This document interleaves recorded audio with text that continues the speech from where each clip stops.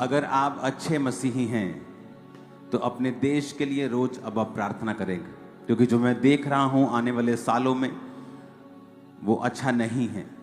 इसलिए आपको प्रार्थना करनी है। अपने हाथों को उठाओ अपने देश के लिए, आप जहां से भी ऑनलाइन मुझे देख रहे हैं। और याद रखो, थर्सडे मीटिंग को आपको लगता है कि शायद मैं नहीं आऊँगा, सिर्फ बड़ी मीटिंग में आऊँगा। बहुत से लोग अटेंड नहीं कर रहे थर्सडे मीटिंग की, मैं नहीं आऊँगा थर्सडे मीटिंग, नॉर्मल मीटिंग में। मैं आपको बता रहा हूँ, हर थर्सडे मीटिंग में यहाँ आऊँगा, हर थर्सडे। ओके, जब तक कि मैं देश से बाहर नहीं हूँ। अगर मैं देश से बाहर हूँ क्रूसेड पे, कहीं पर्सनल खुदाबंद के कामों में, तो मैं आपको बता के ही जाऊँगा ऑब्वियसली, लेकिन यहाँ पर मैं हूँ तो मैं यहीं हूँ। उठाओ अपने हाथों को। आज से हम एक शुरुआत कर रहे हैं थर्सडे की, क्योंकि परमेश्वर ने मुझे थर्सडे को एक स्पेशल मीटिंग करने के लिए बोला है। ये उन लोगों के लिए भी होगी जो संडे अपनी अपनी सेवकाइयाँ करते हैं या और कोई काम है उन्हें संडे अपनी चर्च में, लेकिन थर्सडे एक मौका होगा उनका कि वो स्पिरिट में फिल हो सकते हैं। यहाँ आकर आग में भर कर वापिस जाएंगे वो, और प्रार्थना करके स्पिरिट फिल्ड होके वापिस जाएंगे, तो बड़े बड़े कार्य अपनी लाइफ में होता हुआ देखेंगे। अपने हाथों को उठाओ, हिलाओ अपने हाथों को। मैनू गले नाल लाया, नाले इज्जत बधाई, मैनू अपना बना के मेरी हिम्मत बधाई। अपने हाथों को उठाओ अपने देश के लिए। हम कभी कभी अपने देश के लिए प्रार्थना करते थे पहले, लेकिन फ्यूचर जो मुझे दिख रहा है ये भयानक है। तो हमें एवरी डे अपने देश के लिए प्रार्थना करनी है। मैं नहीं चाहता चीजें आउट ऑफ कंट्रोल हो, इकोनॉमी बैड हो, लोग डेस्परेट हो जाएं। इसलिए अपने हाथों को उठाएं पहले से ही, आज से ही, आज से रोज एवरी डे आप पर्सनल प्रार्थना में भी अपने देश को आज से याद रखेंगे। सब लोग, जैसे आप अपने लिए प्रार्थना करते हैं, अपने पास्टर्स के लिए प्रार्थना करते हैं, आप अपने देश के लिए इसी तरह से प्रार्थना करें। उठाओ अपने हाथों को अपने देश के लिए प्रार्थना करने के लिए। Thank you Lord. जब तेरे लोग जो तेरे नाम के कहलाते हैं और प्रार्थना कर रहे हैं, खुदाबंद तेरी सुरक्षा, तेरी बरकत हमारे देश पर हो। जिस जिस जगह से लोग इस मीटिंग को देख रहे हैं, उन देशों पर भी तू अपनी कृपा को रखना। तूने अब्राहम को कहा था, तेरे कारण अगर उस देश में 10 धर्मी हो तो मैं उसको नाश ना करूंगा। पिता, तो अपने लोगों की, अपने धर्मियों की प्रार्थना को सुनता, खास कर उनकी जिनको तू अपना दोस्त कहता है। पिता, हम प्रार्थना करते तेरे जीवित नाम में हमारे देश की बरकत के लिए, उन मुसीबतों से छुटकारे के लिए, क्योंकि हम जो खुदावंद तेरे नाम के लोग हैं इसी देश में रहते हैं। तूने कहा जहां तू होगा वो जगह, वो देश, वो स्टेट तेरे कारण आशीषित होगी। पिता, हम मांगते हैं तेरे जीवित नाम में उस आशीष को इन सब लोगों की जिंदगियों के ऊपर भी जो आज तेरे भवन में मौजूद हैं, इनके परिवारों के ऊपर भी खुदाबंद, जो कुछ ये करते हैं, जो काम ये करते हैं, जो जॉब्स ये करते हैं, जो बिजनेस ये करते हैं, खुदाबंद जिस कैरियर में ये हैं, उस कैरियर में भी, उन जॉब्स में भी, उन बिजनेस में भी तेरा हाथ ये देखने पाए और बड़ी बरकत को देखने पाए। पिता, तेरे जीवित नाम में एक बड़ी बेदारी को ये अपने और अपने परिवार के अंदर भी देखने पाए। अपने हाथों को उठाकर हम प्रार्थना करते हैं सब वॉलंटियर्स के लिए, उन सब काम करने वाले लोगों के लिए जो इस सेवकाई में अपने जीवन को देकर काम कर रहे हैं। पिता, तेरी बरकत उनके शरीरों के ऊपर, उनकी आत्माओं के ऊपर, उनके परिवारों के ऊपर हो जाए खुदावंद। और ये सब काम जो ये तेरे भवन में कर रहे हैं, उसके बदले वो आशीषित हों और सारी बैड न्यूज़ कैंसिल हो जाए, और ये सारी बैड न्यूज़ कैंसिल होकर गुड न्यूज़ में बदल जाए खुदावंद। तेरा आत्मा अजीब और अचंभे और बड़ी रीति के साथ कार्य करे। आमीन। ऊंचा ये आशीष हमारी है। मैंने कहा आमीन, ऊंचा ये आशीष हमारी है। अपने हाथों को उठाकर हम प्रार्थना करते हैं खुदाबंद इस चर्च के लिए, सेवकाई के लिए। संडे को क्योंकि काम चल रहा है, मेरी काफ़ी टीम उधर है, संडे बाइबल कॉलेज की अनाउंसमेंट हो जाएगी, तो अपने हाथों को उठाएंगे बाइबल कॉलेज के लिए, क्योंकि संडे उसकी अनाउंसमेंट हो जाएगी। अपने हाथों को उठाओ बाइबल कॉलेज के लिए। खुदाबंद तेरा आत्मा जुम्बिश के साथ कार्य करे। जितने खुदाबंद स्टूडेंट, जितने लोग उस बाइबल कॉलेज में पढ़ने के लिए आए, तेरे नाम की महिमा को सीखने के लिए आए, खुदाबंद मेरे पिता वो एक माइलस्टोन हो, बड़े बड़े काम वहाँ पे हों, बड़े बड़े लोग वहाँ पर तैयार हों जो तेरे किंगडम में इफेक्टिव होकर काम कर सके। मेरे पिता प्रभु यीशु मसीह के पवित्र और सामर्थी नाम में हम मांगते हैं। अपने हाथों को उठाकर अपने बाइबल को उठाएंगे और कहेंगे, पिता आज का वचन मेरे लिए हो, ये वचन मुझे शुद्ध करे, ये वचन मुझे ब्लेस करे, इस वचन के द्वारा मैं आशीषित हूँ, ये वचन मेरी जिंदगी में 100 गुना फलों को लेके आए। मांगेंगे अपने हाथों को उठाकर ऊंची आवाज में, ऊंची ऊंची ऊंची आवाज में थैंक यू जीसस बोलते हुए, ये वचन मेरी जिंदगी में फल लाए। खुदाबंद ऊंची आवाज से मांगेंगे।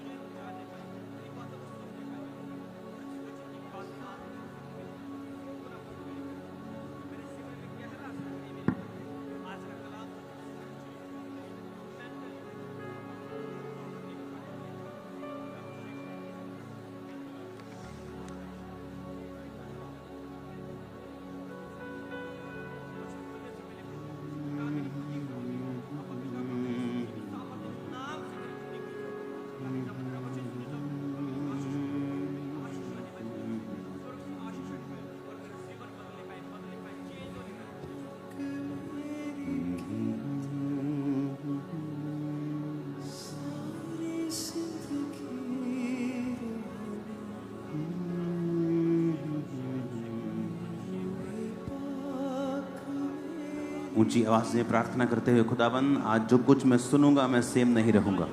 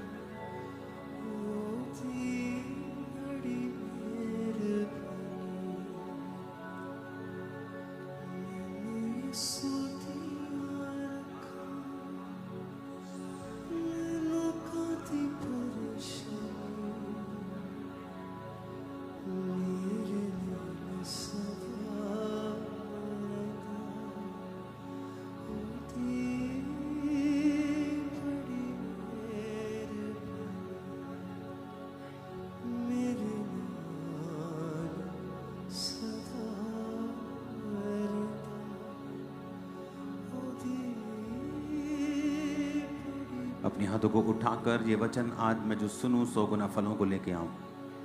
अंधकार की शक्तियां इसे चुरा ना सके खुदा।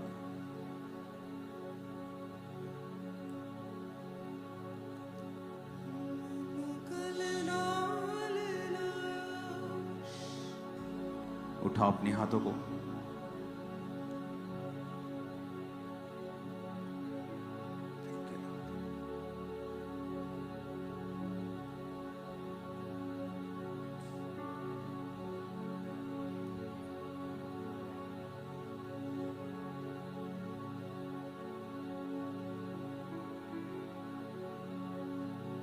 प्रभु यीशु मसीह के सामर्थी नाम में हम मांगते हैं। जितनी ताकत है तारीफ कर दो जोर से। यिर्मयाह की पुस्तक उसका 17 अध्याय उसकी 7 से लेके 11 आयत तक मैं पढ़ूंगा। यिर्मयाह की पुस्तक 17 अध्याय उसकी 7 आयत से लेके 11 आयत तक। धन्य है वह पुरुष जो यहोवा पर भरोसा रखता है और जिसने परमेश्वर को अपना आधार माना है। अपने पड़ोसी को बोलो, धन्य है वह पुरुष, आशीषित है वह पुरुष, खुश है वह पुरुष जिसने यहोवा पर भरोसा रखा है, परमेश्वर को अपना आधार माना है। आमीन। वह उस वृक्ष के समान होगा जो नदी के किनारे पर लगा हो और उसकी जड़ जल के पास फैली हो। जब धूप होगी तो उसको ना लगेगी, उसके पत्ते हरे रहेंगे और सूखे वर्ष में भी उनके विषय में कुछ चिंता ना होगी, क्योंकि वह तब भी फलता रहेगा। मन तो सब वस्तुओं से अधिक धोखा देने वाला होता है। उसको असाध्य रोग लग गया है, उसका भेद कौन समझ सकता है। मैं यहोवा मन को खोजता और हृदय को जांचता हूं, ताकि प्रत्येक जन को उसकी चाल चलन के अनुसार अर्थात उसके कामों का मैं फल दूं। जो अन्याय से धन बटोरता है वह उस तीतर के समान है जो दूसरी चिड़िया के दिए हुए अंडों को सेती है। उसकी आधी आयु में ही वह उस धन को छोड़ जाता है और अंत में मूर्ख और मूढ़ ही ठहरता है। जोर से हालेलुया बोलो जरा। यहां पर दो तरह के व्यक्ति परमेश्वर ने दिखाए हैं। एक व्यक्ति वो है जो परमेश्वर के ऊपर भरोसा रखता है, जिसने परमेश्वर को अपना आधार माना है, परमेश्वर यानी वचन को अपना आधार माना है। वो उस वृक्ष के समान है लिखा जो किनारे पर लगाया गया, उसको पानी देने की जरूरत नहीं, क्योंकि नदी का पानी उसको लगातार सींचती है। और यही बात भजन संहिता में लिखी है कि वो अपनी ऋतु में फल लेके आएगा और उसके पत्ते कभी भी मुरझाएंगे नहीं। और फिर 9 आयत में वचन मुड़ जाता है और वचन कहता है कि मन तो सब वस्तुओं से अधिक धोखा देने वाला होता है। अगर आज आप दुनिया को देखेंगे तो हर जगह आपको ट्रबल दिखाई देता है। पहले ही मालूम नहीं होता था, क्योंकि सब लोग न्यूज चैनल्स के ऊपर आधारित थे कि न्यूज चैनल पे कोई न्यूज आ गई तो हमें मालूम होता था, अच्छा फलाने सेलिब्रिटी की लाइफ में ये हो रहा है। अब जब से सोशल मीडिया आया है, सब की लाइफ एक्सपोज हो गई है कि वो क्या कर रहे हैं, किधर हैं, उनकी लाइफ में क्या है। सोशल मीडिया ने ये काम कर दिया है। अब हमें ये बात मालूम हो रही है कि ट्रबल हर जगह है, मुश्किल हर जगह है। सेलिब्रिटी से लेके अमीर से लेके गरीब से लेके कोई भी इससे बचा नहीं है। लेकिन ऐसा क्यों कि हर जन मुश्किल में, चाहे वो पैसे वाला हो चाहे वो पैसे वाला ना हो।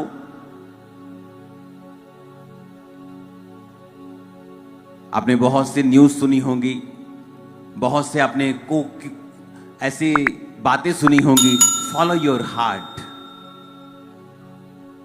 जो आपका दिल करता है वो करें।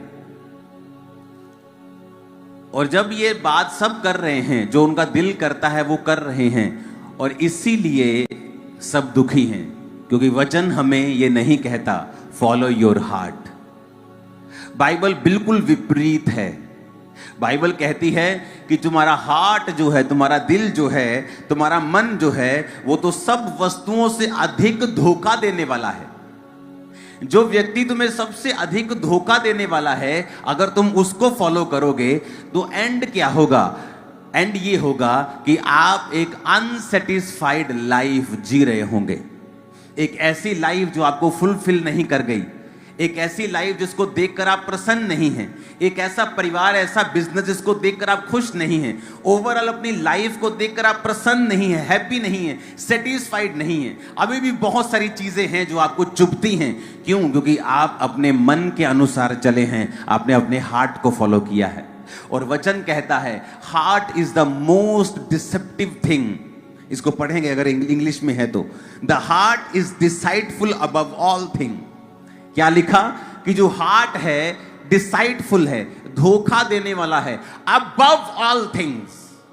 सबसे ज्यादा कहता है अगर कोई धोखा देने वाला है वो तुम्हारा हार्ट है, वो तुम्हारा मन है। सबसे अधिक तुम्हें धोखा देता है ये। मोस्टली लव मैरिजेस बड़ी दुखी रहती हैं एक टाइम पर आकर, क्योंकि मन, बाइबल कहती है, सबसे अधिक तुम्हें धोखा देता है। मोस्ट डिसाइड, अबव ऑल लिखा, अबव ऑल। तुम्हारा दुश्मन भी तुम्हें इतना धोखा नहीं दे सकता, शैतान भी तुम्हें इतना धोखा नहीं कहता, लेकिन तुम्हारा मन जो है, above all, the heart is deceitful above all things and desperately wicked. कहता बहुत विकेट है ये, कहता ना तू बड़ा विकेट इंसान है यार, तू बड़ा दुष्ट इंसान है तू। कहते जबरदस्त ये दुष्ट है, जबरदस्त। और हिंदी में लिखा है इसको असाध्य रोग लगा है, ऐसा रोग लगा है ठीक नहीं हो सकता।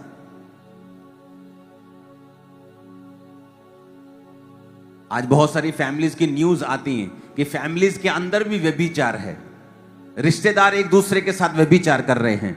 क्यों? मन की वजह से, क्योंकि मन जो है वो सब वस्तुओं से अधिक धोखा देने वाला है। उन्हें लगता है वो प्रेम कर रहे हैं, लेकिन मन आपको धोखा दे रहा है, वो व्यभिचार है। लोग चोरी कर रहे हैं और उस चोरी को अपने मन में जस्टिफाई कर रहे हैं, क्योंकि मन आपको धोखा दे रहा है। और वचन कहता है the heart is deceitful above all things. मन तो सब वस्तुओं से अधिक तुम्हें धोखा देने वाला है। इसलिए जब आप चर्च में प्रवेश करते हैं और प्रभु के भवन में आते हैं, आपको समझाया जाता है अब आप दिल के अनुसार नहीं चलेंगे, अब आप आत्मा के अनुसार चलेंगे, अब आप स्पिरिट की अगुवाई में चलेंगे। जब आप स्पिरिट की अगुवाई में चलेंगे, ऐसा कभी नहीं होगा कि कुछ सालों के बाद, कुछ दशकों के बाद जब अपनी लाइफ आप देखेंगे, आप अनसेटिस्फाइड हो। आप संपूर्ण रूप से संतुष्ट होंगे, कंटेंट होंगे, भरे हुए होंगे परमेश्वर की महिमा से, और उसके थैंकफुल वाले हार्ट से भरे हुए होंगे कि प्रभु तूने मेरी जिंदगी में बड़ा काम किया है, बड़ा उत्तम काम किया है, ये कभी नहीं हो सकता था। आप थैंक्स करेंगे। क्यों? क्योंकि आपने अपने दिल को फॉलो नहीं किया। इसलिए जब आप बहुत ज्यादा इंटरनेट पे रहते हैं और बहुत सारे अच्छे अच्छे कोट सुनते हैं, follow your heart, follow your, अब आप धोखे में चले जाते हैं। आपको लगता है मेरा दिल इस बारे में मेरी अगुवाई कर रहा है, तो ये सही है।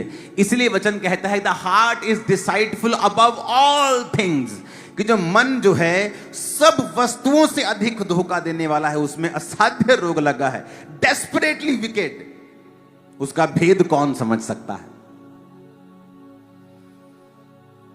एक दिन मैं अपनी टेरिस के ऊपर प्रार्थना कर रहा था, मुझे अफ्रीका से एक फोन आया और मैंने फोन उठाया तो वो मेरे एक स्पिरिचुअल ब्रदर का था, जो खुद भी एक बड़ी अच्छी मिनिस्ट्री, बहुत बड़ी चर्च को चलाता था। उसने कहा मैं बड़ा दुखी हूं, मैं बड़ी असमंजस में हूं, बड़ा मैं कंफ्यूज हूं, क्योंकि जिस व्यक्ति को मैं फॉलो करता हूं मुझे उसके बारे में बड़ी न्यूज मिलती हैं। कहता मैं एक जगह जा रहा था अपने उसके एक और स्पिरिचुअल ब्रदर के साथ, तो कहता जब वो गाड़ी में जा रहा था तो उसे एक लड़की मिली और उसने उसको 15-20 हजार US$ दिए। तो उसने कहा इसे इतना पैसा क्यों दिया तुम लोगों ने? उसने कहा कि ये जो प्रॉफिट है इसके गलत संबंध है इस लड़की के साथ, और अब वो उसका मुंह बंद करना चाहता है, इसलिए उसने 15-20 हजार डॉलर उसे दिए। कहता मैं बड़ी असमंजस में हूं, क्या अब भी मैं इस मंडली को फॉलो करूं? मैंने उसको समझाया, मैंने कहा ब्रदर मैं कब से फॉलो करना छोड़ चुका हूं, जब से मुझे मालूम हुआ कि यह व्यक्ति व्यभिचारी है। उसने कहा अच्छा तुझे भी मालूम हो गया? मैंने कहा हां मुझे भी मालूम हो चुका है, इसलिए मैं उसको फॉलो नहीं करता हूं।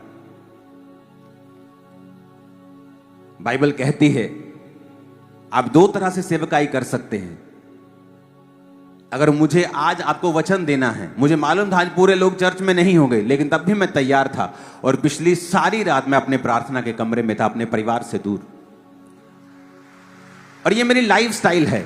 लेकिन अगर आपको ऐसी बड़ी चर्च बिना प्रार्थना के चाहिए, फिर आप गेम्स खेलेंगे, आप फेक मिरेकल्स करेंगे, आप फेक भविष्यवाणियां करेंगे, ताकि ये पब्लिक मेरे पास भी आ सके और मैं पैसा ले सकूं।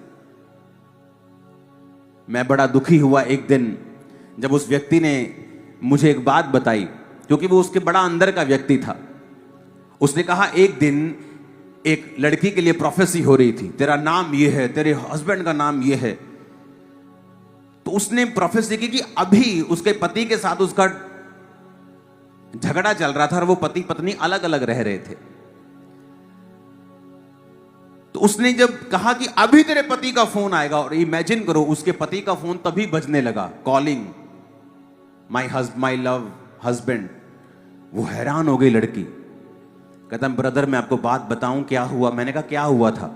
कहता जब वो लड़की चर्च में एंटर की तो उस प्रॉफिट के जो बिल्कुल उसका राइट हैंड है उसने उसका फोन ले लिया, उसका केस उसका पता किया, उसको क्या प्रॉब्लम है क्या है, अच्छा आपका हस्बैंड ऐसा, सारी बात पता कर ली। फोन लिया और अपना नंबर भर के उसमें जो उसके हस्बैंड का नाम था सेम नाम भर दिया और उसके हस्बैंड का डिलीट कर दिया। और जब वो प्रोफेसी हो रही थी उस लड़के ने अपना फोन घुमाया और उसको लगा कि वाह मेरे हस्बैंड का फोन आ गया, प्रोफेसी काम कर रही है। और वो लड़की चिल्लाने लगी वाह गॉड। वो तो परमेश्वर को सोच रही थी कि परमेश्वर कर रहा है। प्रॉब्लम कहां पैदा हुई, ये बात खुली कैसे कि जब प्रोफेसी खत्म हो गई उस लड़के ने जब फिर उसके पति का नंबर भरना था और अपना डिलीट करना था, उसको पासवर्ड भूल गया उस लड़की का। जब पासवर्ड भूल गया वो उसने फोन उठाया और वो चला गया मीडिया में। उसने मीडिया के अच्छे बंदे को बोला यार मुझे पासवर्ड भूल गया, तुम उसको खोल सकते हो। वो अच्छे लड़के थे, उन्होंने 5-10 मिनट ट्राई किया, फोन नहीं खुला, तो मजबूरी उसको फोन वापस करना पड़ा। मैं उसको बोल रहा था, मैंने कहा ब्रदर जब वो लड़की घर जाएगी और जब ये देखेगी कि उसके साथ धोखा हुआ है, कैसी ठोकर उसको लगेगी परमेश्वर में, क्या उसको ठोकर नहीं लगेगी। उसने कहा ब्रदर मैंने ये बात की और मुझे पता क्या जवाब मिला। कहता ठोकर एक को लगेगी ना, लगने दो, पर उस प्रोफेसी को देख के 100 लोग चर्च में जो आएंगे हमें वो चाहिए, हमें ठोकर से कोई मतलब नहीं। लोगों ने बिजनेस बना रखे हैं।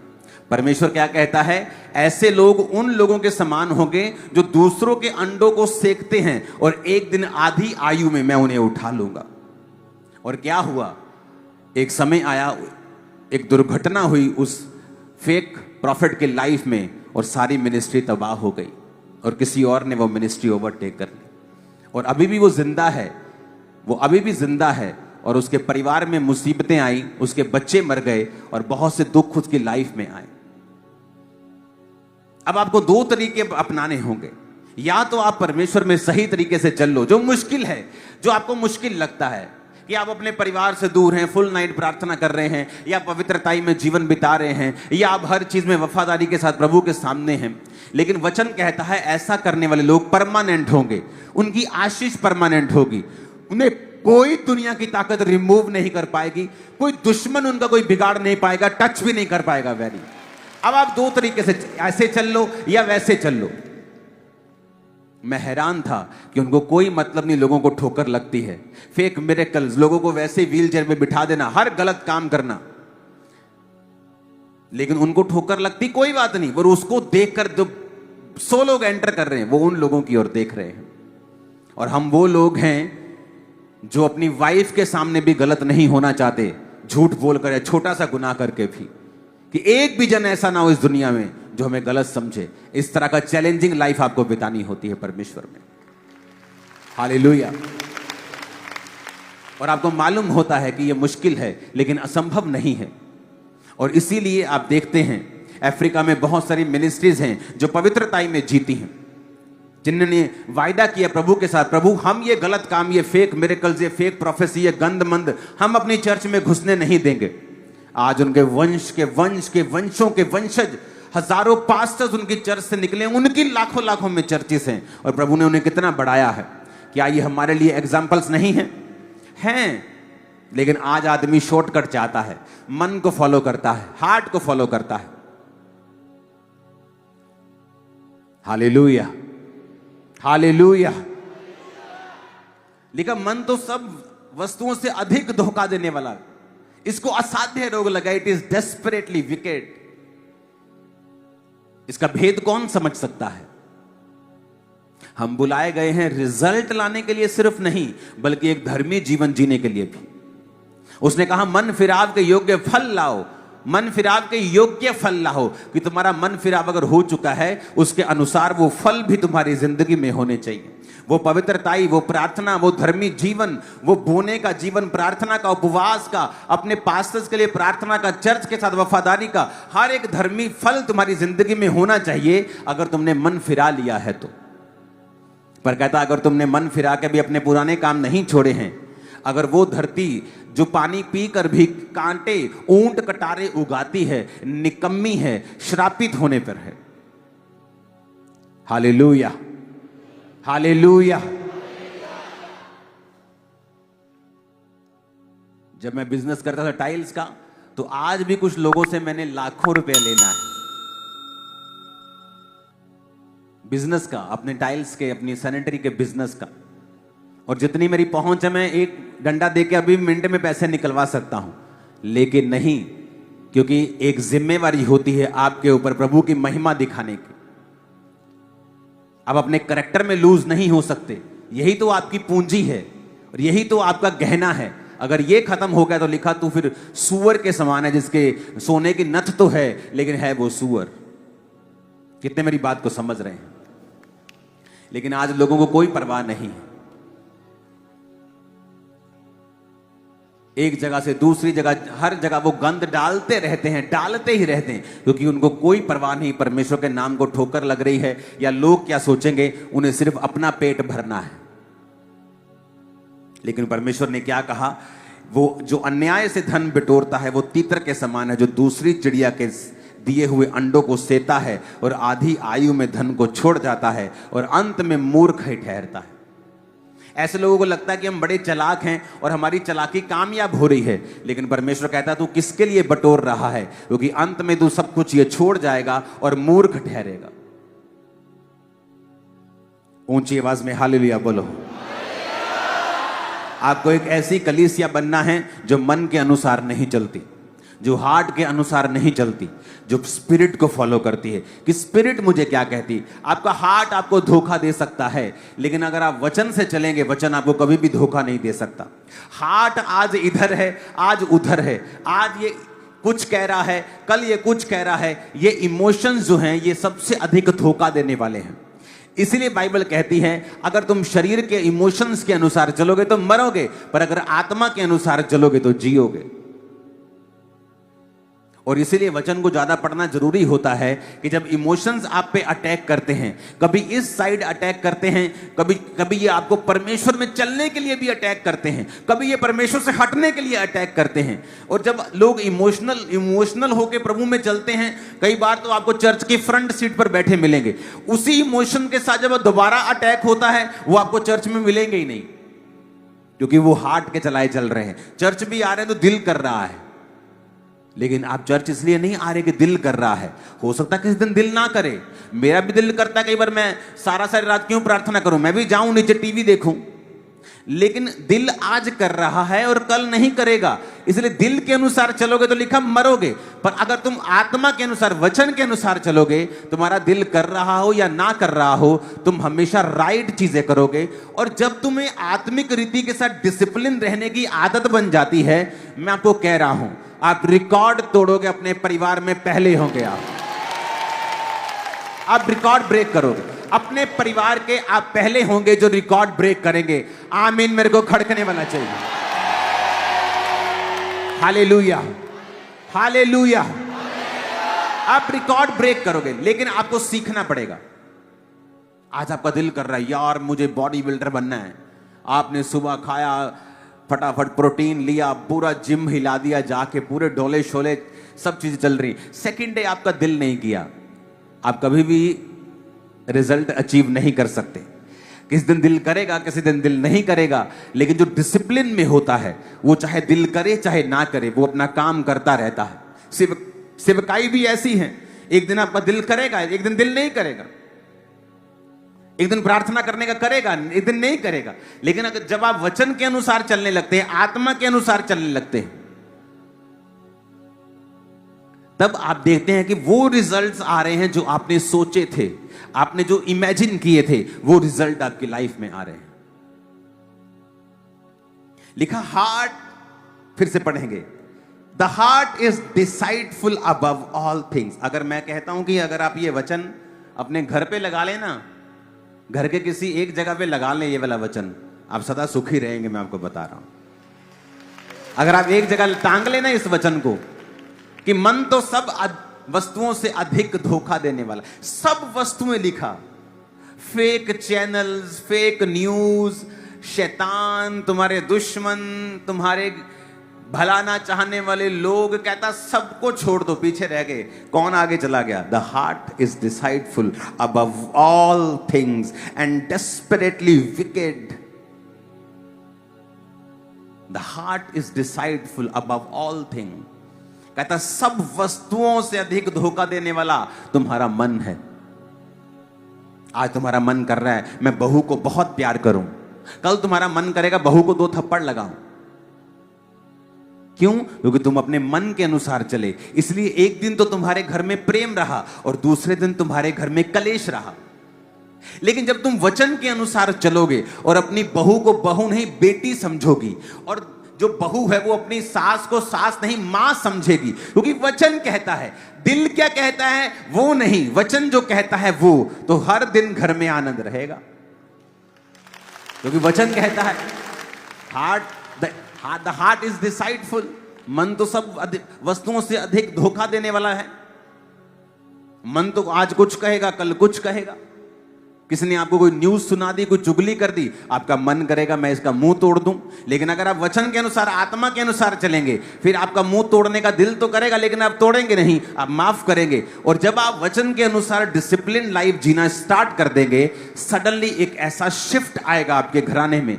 वो फाइनेंशियली होगा, फिजिकल होगा, शरीर में होगा, बच्चों में होगा, वाइफ में होगा, हस्बैंड में होगा।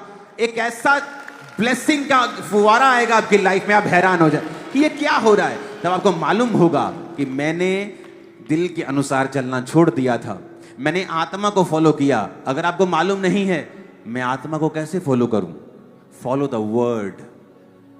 If you are following the word, you are following the spirit. अगर आप वचन को मान रहे हैं, आप आत्मा को मान रहे हैं।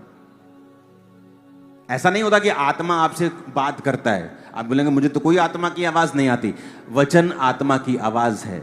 आप वचन को ज्यादा पढ़ें, वचन के अनुसार चलें, जो परमेश्वर कहता है उसे करें, आपको फिर मालूम हो जाएगा। आप वचन के अनुसार चलना शुरू कर देंगे, लाइफ में डिसिप्लिन आ जाएगा। डिसिप्लिन आएगा, उसके कारण फिर आप देखेंगे जो चारों ओर आपके हो रहा है वो आपकी ताकत नहीं कर सकती थी, ना बल से ना शक्ति से, बल्कि उसकी आत्मा के द्वारा। फिर आप देखेंगे जो आपके चारों ओर परमेश्वर कर रहा है ये महान है। आपके बच्चे बदलना शुरू हो जाएंगे, घराना बदलना शुरू हो जाएगा, फाइनेंस इंक्रीज होना शुरू, सब कुछ चेंज होना शुरू हो जाएगा। लिखा वो फिर वृक्ष नदियों नालियों के किनारे जो लगते हैं, नहरों के किनारे जो लगते हैं, उन्हें सुबह डब्बा लेके पानी देने की जरूरत नहीं पड़ती। आपके आंगन में जो लगा था, सुबह डब्बा लेके आप जाते ना पानी देने, उसको पाइप खोल लेते पानी देने के लिए। लिखा तो फिर नदियों के किनारे लगा हुआ वृक्ष है, डब्बा देके पाइप देके पानी देने की जरूरत नहीं पड़ेगी, तेरे पत्ते कभी मुरझाएंगे नहीं, और ऋतु आने पर तू फल भी लेके आएगा। जब मुसीबतें आएंगी तो मुरझाएगा नहीं, लेकिन ऋतु आएगी, क्योंकि फल की एक ऋतु होती है, टेस्टमनी की एक ऋतु होती है कि 2 महीने बाद एक टेस्टमनी आ गई, 3 महीने बाद लाइफ में एक टेस्टमनी। कहता ऋतु आने पर तू फल लाएगा। जिस तरह पेड़ में हर टाइम फल नहीं रहते, उसके सीजन में आते हैं। कोई 3 महीने बाद आता है, कोई साल में 2 बार देता है, कोई साल में 1 बार देता है। तो उसी तरह लिखा कि ऋतु आने पर, टाइम आने पर तू फल लेके आएगा, तेरी लाइफ में रिजल्ट होगा, लोग उसे देखेंगे। हालेलुया। कहता वो तू उस वृक्ष के समान है। अगर तू यहोवा पर भरोसा रखता है और उसके वचन को तूने अपना आधार माना है, तो नदी के किनारे लगा हुआ एक वृक्ष है, पत्ते तेरे कभी मुरझाएंगे नहीं। कोविड आए, फलाना आए, ढिमकाना आए, इकोनॉमिक डिप्रेशन आए, ऑपरेशन आए, मंदी आए, कुछ भी आए, लेकिन तू, तेरे पत्ते कभी मुरझाएंगे नहीं। Hallelujah, hallelujah. आज लोगों को लगता है कि बड़ा मुश्किल समय आ चुका है, हम बड़े मुश्किल दौर में जी रहे हैं। मैं उनको कहना चाहता हूं, wait for some time, wait for some years. जो आने वाले साल हैं, आपको लगेगा कि आप बड़े आसान जिंदगी आपने जी है आज की। जो मुश्किल समय आने वाला है इंडिया के ऊपर, देशों के ऊपर, मैं आपको बता रहा हूं, हमें प्रार्थना करनी होगी कि परमेश्वर हर तरफ से तेरा आत्मा देश को छुए। आप देखेंगे लोग बुरे के बाद बुरे होंगे, व्यभिचार पूरा महिमा मंडित होगा, गंदे लोगों की वाह वाह होगी, बहुत सारी चीजें होंगी जो आप इमेजिन नहीं कर सकते कि ऐसा हो सकता है। क्योंकि जब पाप बढ़ता है तभी नाश होता है। लोग दुखी होंगे बहुत, रोएंगे बहुत, लेकिन आपको प्रार्थना करनी कि प्रभु आपको बचा के रखे, हमारे देश को बचा के रखे। हालेलुया। क्योंकि आपको कोविड से पहले मैंने 2016 से बताया था कि ऐसा होगा, ऐसा होगा, ऐसा होगा। तब लोगों को कभी सपने में भी यकीन नहीं था कि हम लोग जो राशन उगाते हैं राशन की लाइन में खड़े हो सकते हैं। हालेलुया। हमें तैयार रहना है प्रार्थना में, आत्मा में। और वचन कहता है जब दुष्ट फ्लोरिश हो तो उसे देखकर मन में कुड़कुड़ाना मत, क्योंकि वो भूसी के समान एक दिन उड़ जाएगा और मालूम भी नहीं होगा वो कहां गया। लेकिन अगर तू परमानेंट रहना चाहता है तो मेरे वचन पर मन लगा और मेरी आत्मा के स्थान पर जहां उसने तुझे बोया है वहीं लगा रहे और बढ़ता रहे। अपने आप को बलवंत कर परमेश्वर के वचन के बीच से होके, क्योंकि आने वाला समय जो है वो बुरा है। और आप तैयारी कर रहे होंगे, आप प्रार्थना में होंगे और आप ऐसे निकल जाएंगे जैसे कोई बात ही नहीं। मैं आपको बता रहा हूं, आपको पता होगा यार मैंने ये सुना है, मुझे पता है ये क्या हो रहा है। हमको, हमारे लिए कोई सरप्राइज नहीं है, हमें पहले से मालूम है। हालेलुया। संडे को बाइबल कॉलेज की ओपनिंग के बारे में डेट अनाउंस हो जाएगी। बाइबल कॉलेज तैयार हो चुका है, संडे अनाउंसमेंट हो जाएगी अगले ग्रुप की, कब वो आ रहा है। तो ये बाइबल कॉलेज 450 स्टूडेंट्स का बेड इसमें लगे हैं। पढ़ाने को तो 2000-3000 भी पढ़ सकते हैं, लेकिन 450 बेड्स इसमें स्टूडेंट्स के लिए होंगे, क्योंकि ये 2 बिल्डिंग्स हैं।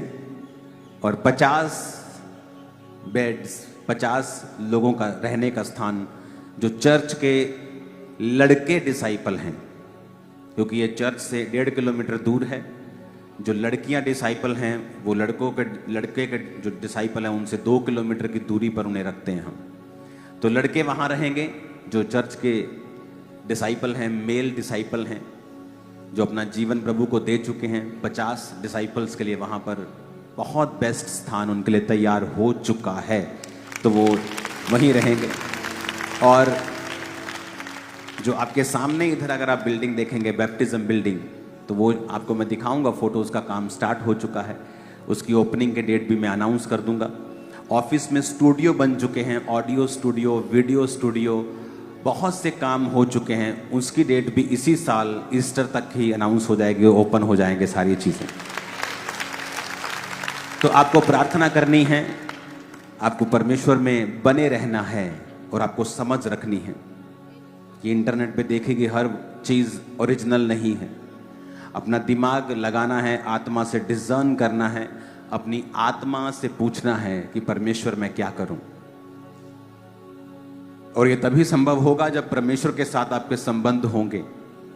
आप रोज प्रभु में समय बिताएंगे, एक अच्छा जीवन परमेश्वर में धर्मी बिताएंगे, वचन को पढ़ते होंगे, तो ही परमेश्वर आपकी अगुवाई करेगा। क्योंकि जब आप मन के अनुसार अगुवाई लेंगे तो मन तो सब वस्तुओं से अधिक धोखा देगा।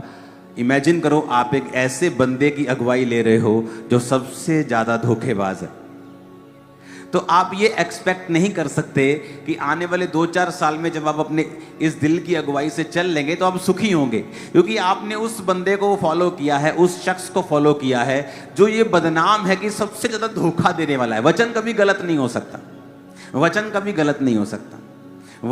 वचन सही था, है और रहेगा, क्योंकि वचन परमेश्वर है। परमेश्वर क्या कहता है? परमेश्वर कहता है मन तो सब वस्तुओं से अधिक धोखा देने वाला है।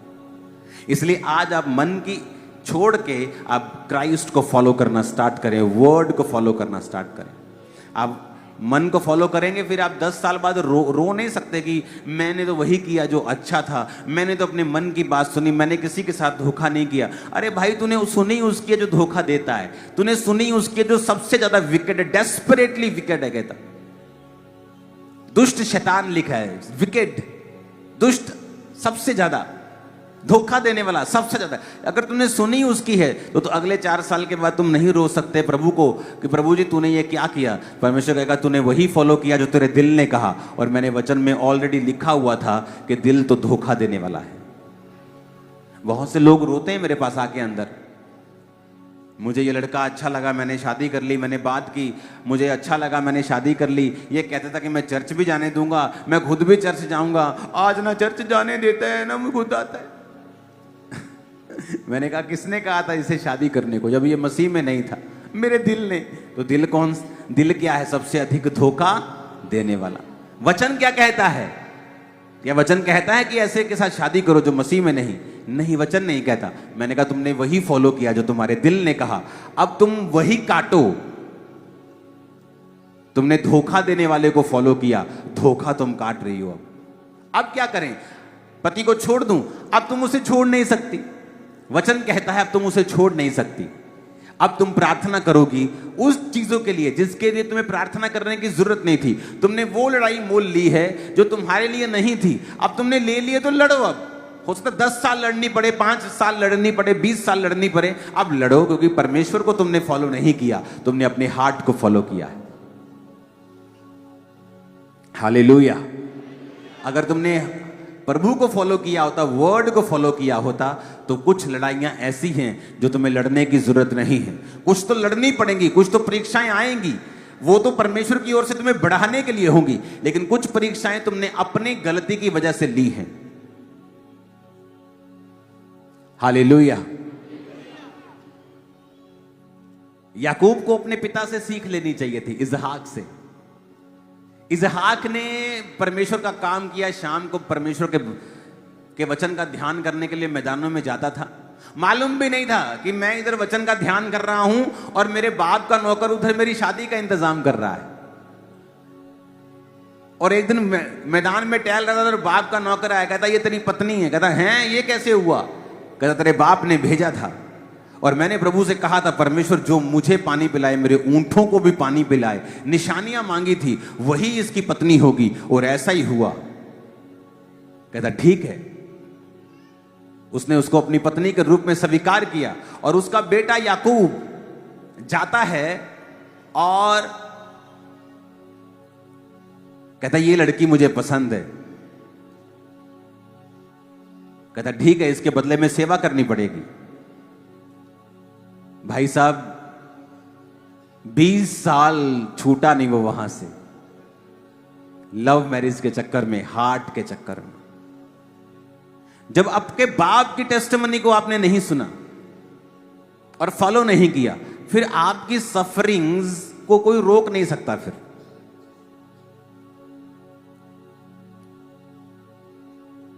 हालेलुया। क्योंकि जब उसकी शादी उसकी मनपसंद लड़की से करने लगे तो उसकी बड़ी बहन से करती।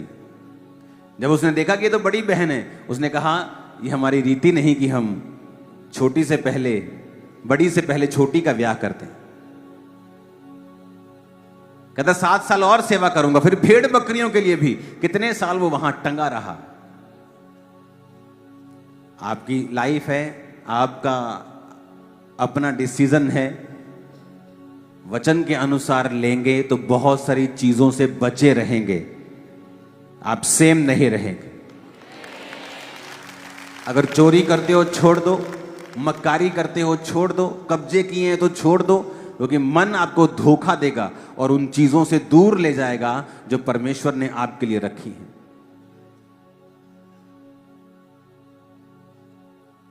जिस मॉडल टाउन में मैंने परमेश्वर को ग्रहण किया, मॉडल टाउन जलंधर के हार्ट में, सेंटर में वो कोठी थी जहां मैं रहता था। हमारी नहीं थी वो, क्योंकि हम बिजनेस करते थे टाइल सैनिटरी का, तो हमें अपने बाजार से, अपने जो हमारा घर था जलंधर के अंदर, उससे बाहर आने की जरूरत पड़ी थी हमें। तो घर बड़ा चाहिए था, हम अपना खरीद नहीं पा रहे थे, तो एक जगह हम रहे जो हमारे दूर के किसी रिश्तेदार की थी या हमारे अपने खास रिश्तेदार ने हमें दिलवाई थी। उस कोठी का एक दिन सब हमारे नाम पे हो गया था, और वो बंदा जो फॉरेन का था वो यहाँ नहीं आ सकता, उस पर केस चल रहे थे। तो हमारे पास पूरा पावर थी उस कोठी के ऊपर कब्जा करने की, कोई हमें हटा नहीं सकता था। और जहां हमारी कोठी थी उसके सामने एक जगह थी, और वहां पे एक छोटी सी करियाने की दुकान थी, और वो करियाने की दुकान उनकी भी वो जगह नहीं थी, उन्होंने कब्जा किया हुआ था। और पता नहीं 80-90 लाख लेके उन्होंने वो छोटी सी दुकान छोड़ी थी, और मालिक ने फिर पूरे उस जो प्लॉट था वहां पर बड़ा शोरूम मॉडल टाउन में आज बना दिया। तो ये उससे भी दुगनी तिगनी जगह थी और उससे भी ज्यादा वैल्यू की जगह थी। लेकिन मैं मसीह में आ चुका था, हमने कहा 1 रुपया भी हम छोड़ने का नहीं लेंगे, और ऐसे ही छोड़ के आ गए थे। और ये नहीं कि मेरे पास बहुत करोड़ों खरबों रुपए थे, तो हमने कहा हम नहीं परवाह करते। आज उस प्रॉपर्टी की वैल्यू मैं नहीं जानता 200 करोड़ है कि 150 करोड़ है कि 100 कितने, वो 15-20 करोड़ की प्रॉपर्टी नहीं है, वो करोड़ों की। अगर आप बोलते मुझे 10 करोड़ चाहिए, 5 करोड़ चाहिए, आराम से मिलते। इमेजिन करो, बिना एक भी मरला हमारी लाइफ में लिए वो कोठी हमने छोड़ दी और रेंट पे चले गए थे। आज ये चर्च 65 एकड़ की है जहां आप बैठे हो, ये पूरा कैंपस। क्या मिलता मुझे ये? क्या मिलता? मैंने कहा मुझे ये, मैं ले सकता था 5 करोड़ लेके, उसे लेके बैठा रहता, 5 का आज 10 हो जाता, क्या हो जाता। लेकिन बाइबल कहती मन धोखा देने वाला है, और स्पिरिट आपको वो कहती है जो आपको पसंद नहीं कई बार। हालेलुया।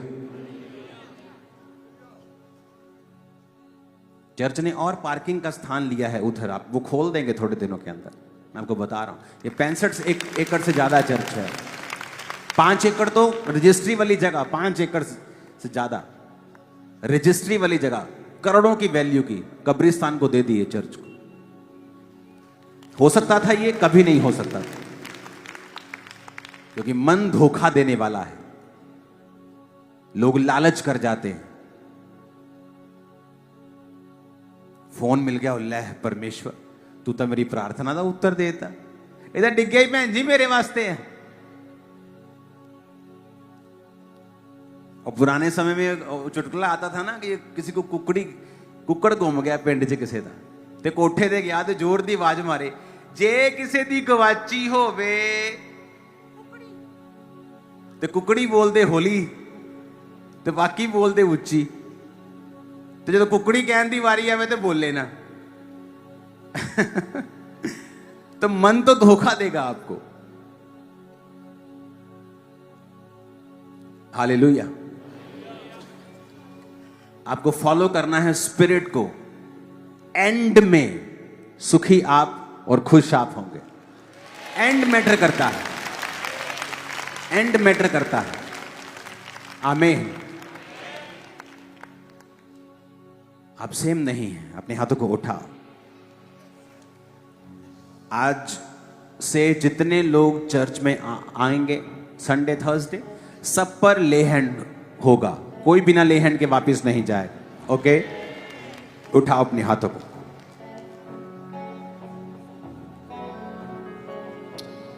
आबे हयात के चश्मे से तुझको पिलाऊंगा,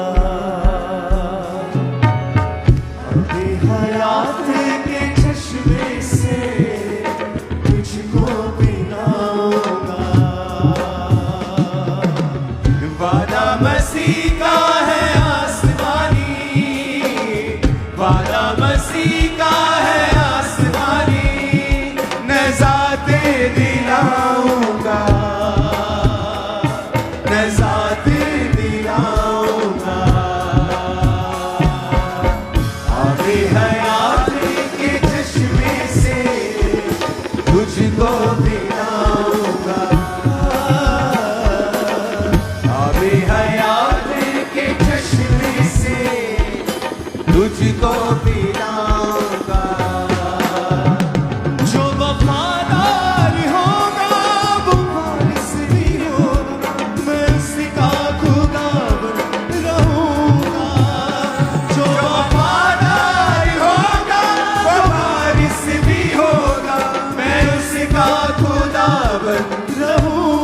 से गाओ ऊंची आवाज में सब चर्च। वफादार होगा वो वारिस भी होगा, मैं इसका खुदाबंद रहूंगा। जो वफादार होगा वो वारिस भी होगा, मैं उसका खुदाबंद रहूंगा। खुदाबंद क्या कहता है? जो वफादार होगा वही वारिस होगा, दूसरे वारिस नहीं होंगे, वो निकाल दिए जाएंगे परमेश्वर के घरों से। बाइबल कहती है उनकी दीवट को उस स्थान से हटा दिया जाएगा जो परमेश्वर के नाम को कलंकित करेंगे। फिर से गाओ। हाँ, जो वफादार होगा वो वारिस भी होगा, मैं उसका खुदाबंद रहूंगा। जो वफादार होगा वो वारिस भी होगा, मैं उसका खुदाबंद रहूंगा। मेरे लोगों पे किसी भी बला का कोई इंतजार ना होगा। मेरे लोगों पे किसी भी बला का कोई इंतजार ना होगा। खुदाबंद इन लोगों को चंगा करे जो बीमार हैं। हीलिंग हॉल में ऑयल को लगाओ। सब लोग जो बीमार अपने शरीरों के ऊपर हाथ रखो, क्योंकि खुदाबंद का रूह कहता है कि तुम अंगीकार करो कि जीसस आपके कोड़े खाने से मैं चंगा हुआ हूं, मैं चंगी हुई हूं। तो वो चंगाई तुम्हारे शरीरों के अंदर एंटर कर जाएगी। यीशु मसीह के सामर्थी नाम में जितने बीमार इस जगह मौजूद हैं, हीलिंग हॉल में, चर्च में, चंगे हो जाओ यीशु मसीह के सामर्थी नाम में। मैं प्रार्थना करता हूं खुदाबंद ब्रांचेस के लिए, प्रार्थना करता हूं जितने लोग ऑनलाइन हैं, सारे बीमार यीशु मसीह के सामर्थी नाम में चंगे हो जाएं। अधरंगी यीशु के नाम में चंगे हो जाएं। व्हील चेयर के रोगी यीशु के नाम में चंगे हो जाएं। शिकंजों के रोगी यीशु के नाम में चंगे हो जाएं। छड़ियों के रोगी यीशु के नाम में चंगे हो जाएं। मैं कमांड करता हूं राइट नाउ, ब्लड के रोगी, कमांड करता हूं राइट नाउ, ब्लड के रोगी, लीवर के रोगी, ब्रेन के रोगी, हार्ट के रोगी, यीशु मसीह के सामर्थी नाम में चंगे हो जाओ। आमीन। ऊंचा ये बरकत तुम्हारी है। मैंने कहा आमीन। ऊंचा ये बरकत हमारी है।